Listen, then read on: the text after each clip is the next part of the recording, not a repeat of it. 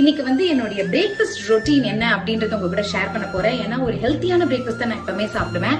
Doctor கௌசல்யாநாதன் என்னோட nutritionist, அவங்க தான் அதை சாப்பிடணும் அப்படின்னு சொல்லியிருக்காங்க. எல்லா நியூட்ரியன்ஸும் இருக்கும். ஸோ அது எப்படி பண்ணணும் அப்படின்றது குவிக்கா ஈஸியா காமிச்சிடலாம். இங்க வாங்க.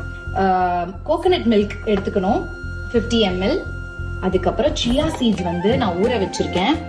ஒரு நாள் முன்னாடியே ஊற வச்சிடணும் நைட்டு. ஸோ இது 1 ஸ்பூன். குங்குமப்பூ ரொம்ப நல்லது உடம்புக்கு. அதனால 3 ஸ்ட்ராண்ட்ஸ் ஆஃப் குங்குமப்பூ. எல்லா சீட்ஸ் நட்ஸ் வந்து வால்நட், பாதாம் அதெல்லாம் வச்சிருக்கேன்.